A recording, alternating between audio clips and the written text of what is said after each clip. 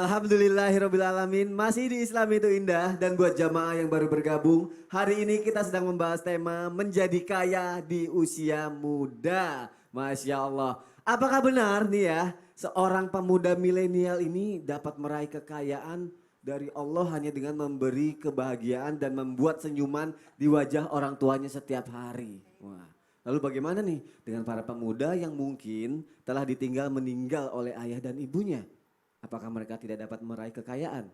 Baik, untuk itu yuk kita dengarkan tausiah dari guru kita Ustadz Maulana. Silakan Ustadz. Makasih banyak Mas Sony, luar biasa. Bismillahirrahmanirrahim. Jamaah. Mau kaya? Bahagiakan orang tuamu. Iya.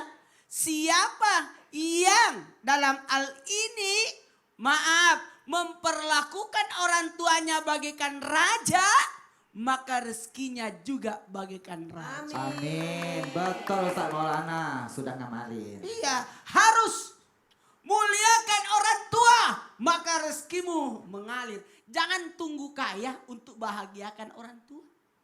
Bahagiakan. Apa teknik membahagiakan orang tua? Dengan memberikan senyuman. Wahai anak muda yang lagi nonton, anak-anak kecil dimanapun berada, mungkin merasa masih kecil belum punya kemampuan, tapi dengan engkau memberikan kebahagiaan senyuman kepada orang tuamu, engkau sudah menjadi orang yang kaya. Wow. Bagaimana caranya? Kan saya tidak bekerja. Bisa rajin belajar, tidak nyusahin, tidak bandel, rajin sholat, rajin ngaji. Betul tidak? Betapa senangnya orang tua jikalau engkau tidak membantah. Sudah kaya itu. Bu, harta yang paling berharga adalah keluarga. Istana yang adalah keluarga. Terima kasih emak. Jamaah. Kekayaan yang terbesar dari orang tua hartanya adalah anak. Saya bilang begitu sama almarhumah dulu. Sama semua orang. Hartaku yang paling terbesar adalah anak-anakku. Saya mau tanya, mobil bisa nggak? Ada yang punya mobil? Ada yang punya rumah? Ada. Bisa nggak mobil dan rumah mendoakan kita? Tidak. Bisa. Oh bisa. Kalau disedekahkan di jalan Allah. Oh iya, tepuk tangan dulu untuk Sos Koko. Itu namanya ceramah dengan ilusi. Harta bisa berdoa, ya benar juga. Tapi kemudian anak inilah yang menuntun orang tua. Makanya sekalipun orang tua kita sudah meninggal, kan masih ada orang tua. Orang tua kan ada 3. Sudah lihat cincin saya? Yang pertama, orang tua dari segi ilmu, guru-guru. Ada orang tua dari segi apa Bu? Tanggung jawab, termasuk nenek, paman, kakak. Kita dulu, saya kan kelas 1 SD sudah meninggal ayah saya. Saya 13 bersaudara. Masalah.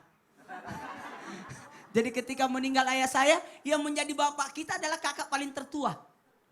Sudah nikah kakak paling tua, sudah punya keluarga sendiri, kita angkat lagi kakak paling tertua lagi yang berikutnya. Sampai seterusnya, sampai jatah saya. Saya yang paling tertua. Sampai sekarang masih tua. Jemaah. Kenapa dengan senyuman? Dia 3 tadi, apa tadi yang pertama? Orang tua kan dari segi ilmu, dari segi tanggung jawab, dari segi jabatan. Jadi meskipun, maaf ya, meskipun bosnya muda, tapi engkau bawaan, dia orang tua. Maka tidak dibenarkan seorang bawahan, anak buah melawan atasannya. Meskipun atasannya masih muda, masih muda banget. Gak ada urusan, dari segi jabatan dia yang paling tua. Apapun yang dia bilang, betul-betul. Karena dia bertanggung jawab atas segala sesuatu. Jamaah, jangan ngelawan. Makanya orang-orang yang bahagia itu dilihat dari bagaimana bisa membuat orang tersenyum.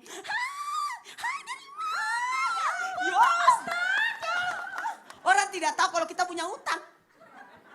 Yang penting senyum. Senyum aja. Coba senyum ibu.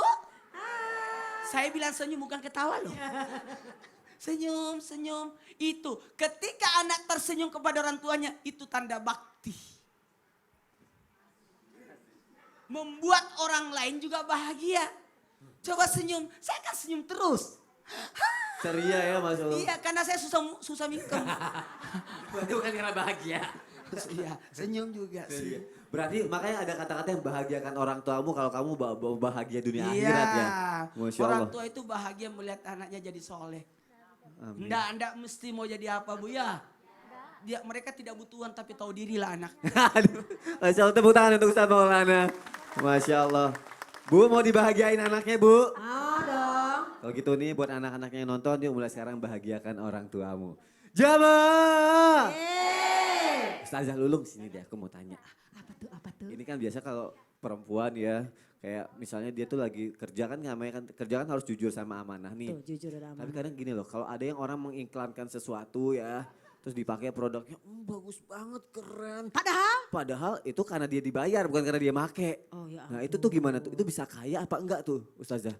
Serem juga ya. Iya mohon penjelasannya Ustazah ya. Saya jadi takut. Iya silakan Ustazah. Terima kasih Kakak Sony. Jemaah. Oh jemaah. Alhamdulillah. Aduh berosnya cakep-cakep ya. Itu beros sampai gantungan kunci. Pemirsa Islam itu indah dan rahmati Allah. Memang tuh yang namanya mau kaya tuh dagang. Mau kaya itu kerja jangan males-malesan ya. Jangan mau enak ogah kerja. Nah, itu tuh. Nauzubillahimin.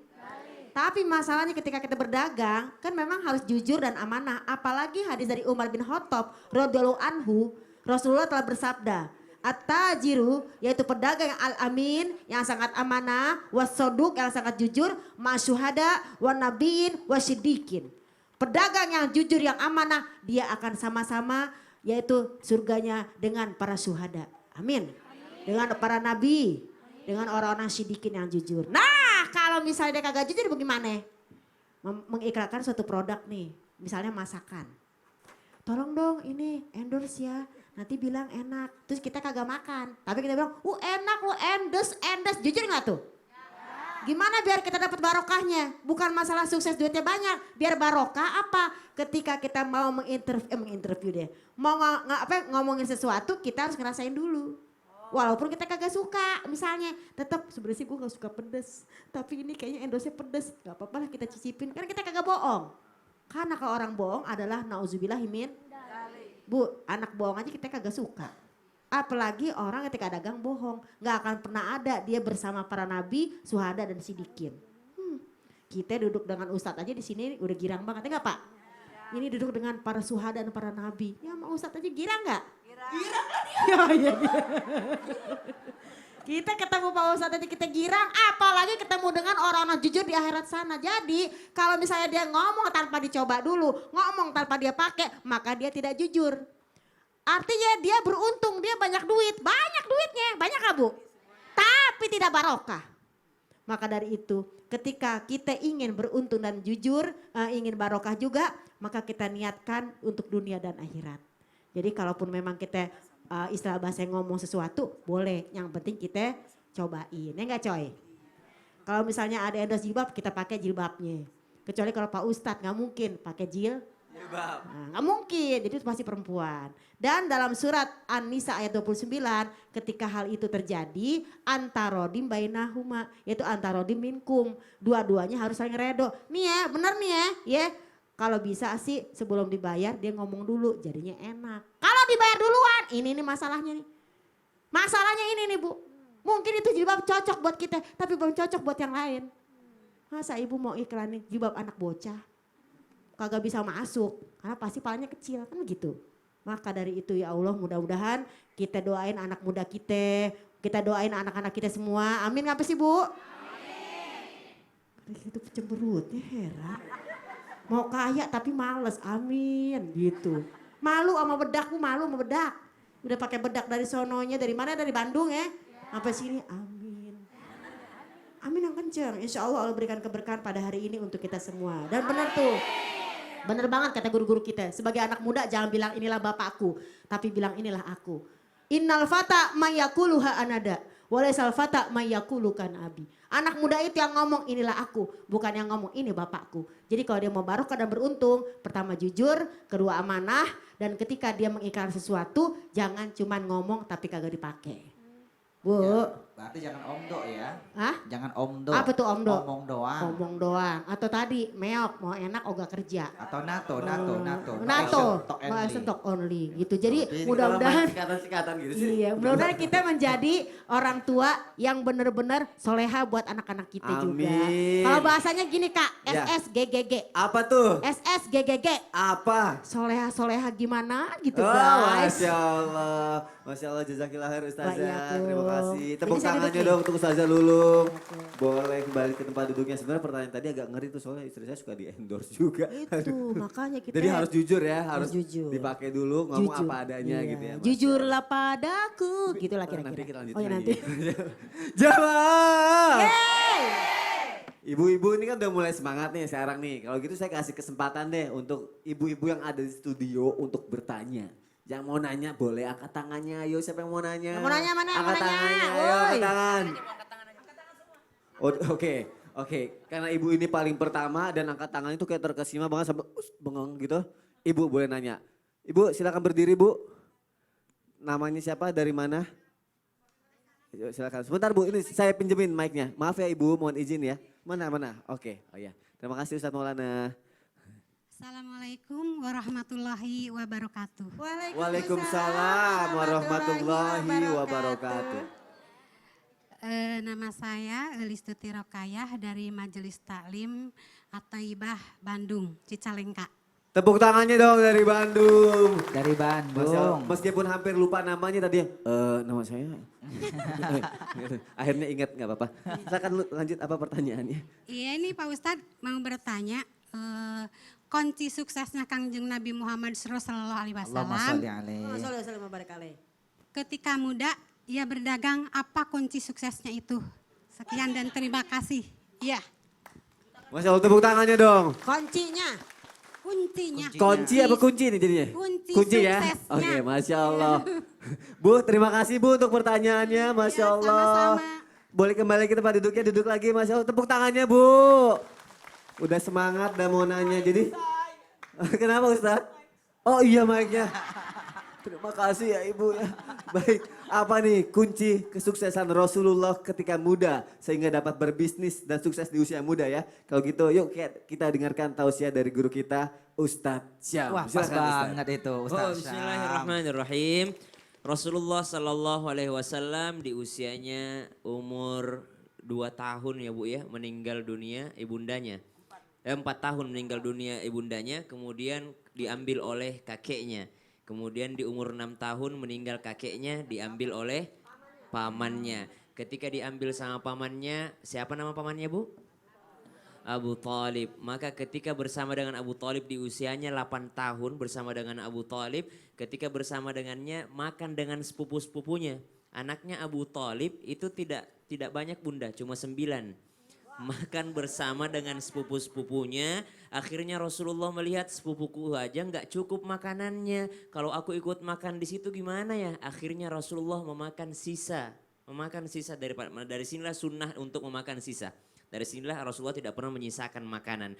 Maka setelah itu kata Rasulullah, paman boleh nggak aku mengembala? Maka mengembala Rasulullah SAW sampai di usianya 12 tahun. Rasulullah SAW datang kepada pamannya mengatakan, paman aku ingin ikut berdagang. Maka kata Abu Talib, janganlah kamu masih kecil. Paman aku pengen banget ikut berdagang. Aku bertekad ingin jadi orang sukses. Maka rahasia sukses pertama Rasulullah SAW adalah tekad yang bulat, niat yang benar karena ingin membantu keuangan keluarga. Rahasia suksesnya Rasulullah karena niatnya yang karena untuk membantu keuangan keluarga. Yang kedua, ketika Rasulullah SAW berangkat untuk berdagang, maka diceritakan Rasulullah Sallallahu Alaihi Wasallam pasti menjual barang yang berkualitas. Yang ketiga rahasia suksesnya, kalaupun ada cacat barangnya, Rasulullah Sallallahu Alaihi Wasallam akan menyampaikan kepada pembelinya akan menyampaikan kepada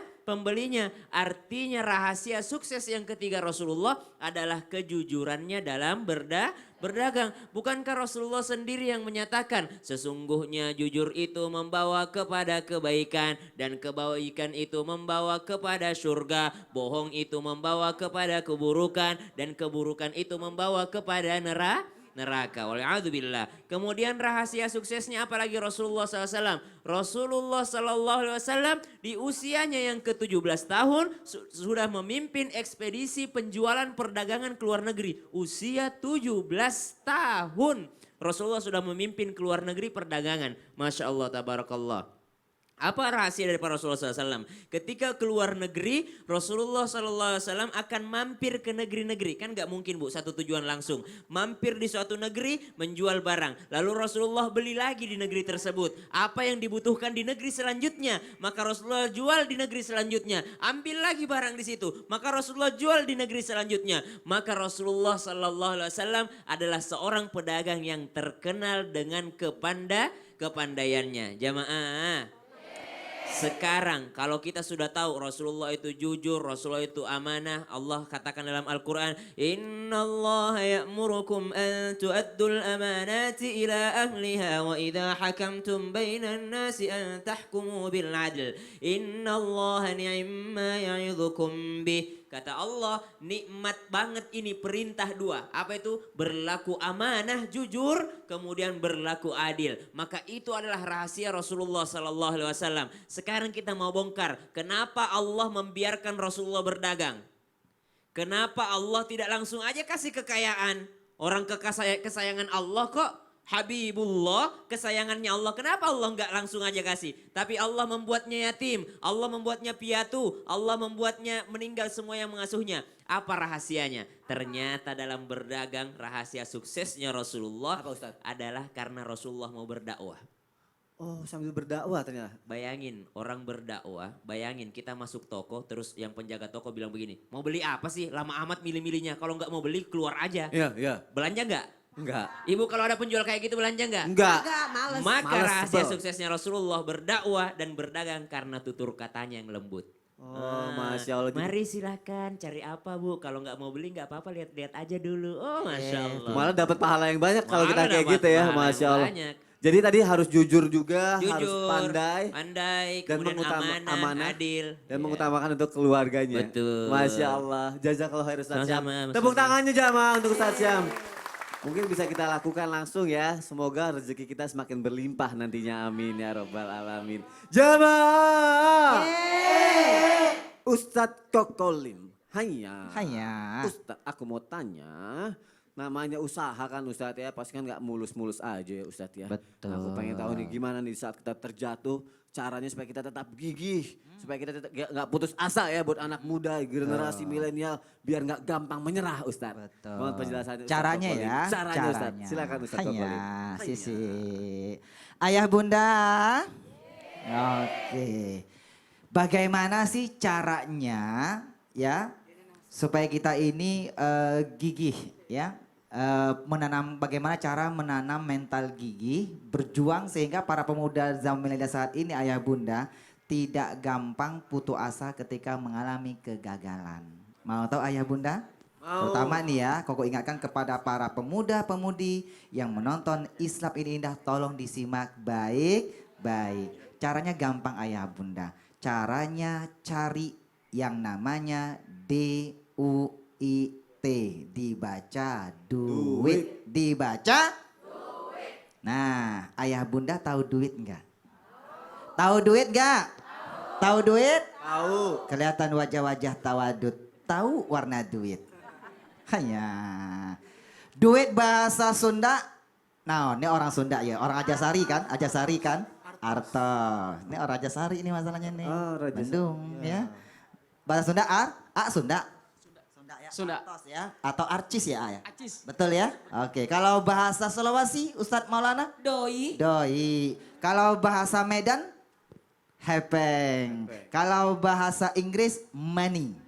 No love, no cry. Inggrisnya, bahasa Arabnya. Bentar, bahasa Inggris dulu. Money, no love, no cry. No money, no dong. No kancing, no ngol. Hanya. Perutnya tadi. Kalau bahasa Arab fulus. Ada fulus mulus, tak ada fulus manfus. Tahu duit ayah bunda ya? Nih, duit. Kita akan cerdil, ceramah dengan... Ilusi. Kenapa sama Maulana? Bahasa Cinanya duit. Bahasa Cinanya dui Dui. atau cian. Cian. Hanya ditembak lagi ya bahasa Cinanya ya. Kita akan cerdil, ceramah dengan... Ilusi. Ini namanya apa nih?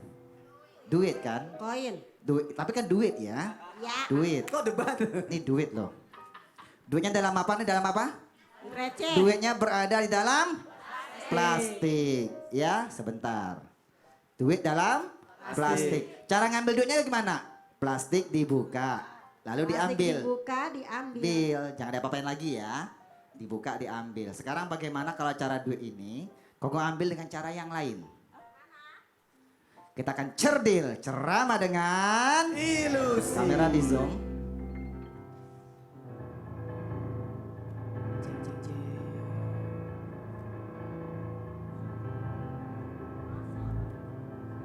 Tepuk tangan dong. Ya, udah susah-susah. Ya Allah, kok bisa ya? Ini belum selesai. Katanya, wah duitnya ada plastiknya bocor nih. Ustaz Maulana buktiin, ambil teh koko. Coba dituang. Jangan-jangan Tuang ya. plastiknya Ini bocor. ini plastik bocor apa enggak?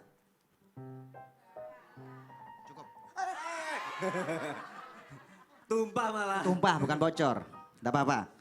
Ini bocor? Tidak bocor? Nah, kita lihat filosofinya. Sabun pegang. Mau diminum boleh? Ayah bunda Udah. sudah lihat duit ya? Dikeluarkan dari plastik, tidak bocor. Duit ya bunda, tetapi yang kau bahas ini bukan duit yang kau mainkan sebentar di bunda. Bukan duit seperti ini. Ada duit di balik duit yang harus kita tanamkan. Apa itu duit? DUIT, singkat padat ayah bunda. D yang pertama adalah doa. Perbanyaklah berdoa. Kenapa? Itu kunci bukan dari Kokok Lim, tapi dari baginda Rasulullah Sallallahu Alaihi Wasallam. Apa kata Rasul? Ad-doa usilahul mu'min. Doa itu senjatanya orang yang beriman. Kalau tidak apa doanya ayah bunda, minimal baca Rabbana atina fid dunya hasanah wa fil akhirati hasanah wa qina adzabannar. Itu doa mewakili semua pekerjaan kita. Makanya dinamakan doa sapu. Siapa yang ngajarin? Bukan Kokolim, tapi Allah yang ajarkan dalam surah Al-Baqarah ayat 201. Kalau tidak apa doanya, minimal baca basmalah. Ayah bunda. D yang kedua ayah bunda, ada 4 fase ya. Sudah doa sudah. Yang kedua tadi betul kata Ustaz Maulana guru kita bunda, minta doa restu kedua orang tua kita. Sehebat apapun kita pemuda, sehebat apapun kita, sepintar apapun kita, sekaya apapun kita, kalau sudah durhaka sama orang tua kita, demi Allah hidup kita tidak akan pernah berkah. D kedua, doa restu orang tua. Sama nih ayah bunda nih, ayah bunda sudah punya anak belum? Sudah ya? Kalau pengen punya anak yang berkah ayah bunda, berikan doa restunya ayah bunda. 2. D yang ketiga adalah D doa restu orang tua. D yang ketiga wahai pemuda-pemudi, jangan tinggalkan sholat 5 waktu. Kenapa? Sholat menurut bahasa ilmu fikih dijelaskan ad-doa as-sholatu logatan ad-doa. Sholat menurut bahasa adalah doa. 100% dalam sholat itu adalah doa. Lalu D yang ketiga, D yang keempat, perbanyak baca sholawat. Apa hubungannya? Karena doa, sholat dan sholawat satu kalimat. Sholat yusolli. Kalau sudah sholat perbanyak baca sholawat. Kalau sudah sholat sudah mesti baca sholawat. Tapi kalau sholat belum tentu sholat. Jadi D-nya ini 1 perbanyak doa. Kedua minta doa seorang tua. Ketiga jangan dengan sholat 5 waktu. Yang keempat perbanyak baca sholawat kepada baginda Nabi Muhammad. Masya Allah. Kita baru bahas D-nya saja. UIT insya Allah. Jangan kemana-mana, saksikan terus Islam itu pastikan kita bahas. Masya Allah, jazakallah khair Koko. Terima kasih, tepuk tangannya jamaah. Masya Allah.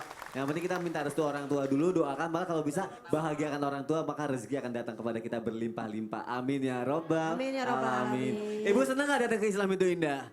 Senang ya? Nah mungkin jamaah yang ada di rumah juga pengen. Tapi nggak tahu caranya nih, saya kasih tahu di bawah saya ini ada SMS sama email. Coba langsung hubungin ke situ semuanya. Nanti pokoknya akan datang ke sini insya Allah. Dan ingat ini semua gratis, tidak dipungut biaya sedikit pun. Jadi hati-hati terhadap penipuan. Nah setelah ini kita akan membahas berita viral. Jadi jamaah ini penting banget, beritanya juga bagus banget, insya Allah bermanfaat buat kita. Nanti apa solusi dari guru-gurunya. Jadi tetap di Islam itu indah. Jamaah, oh jamaah, alhamdulillah.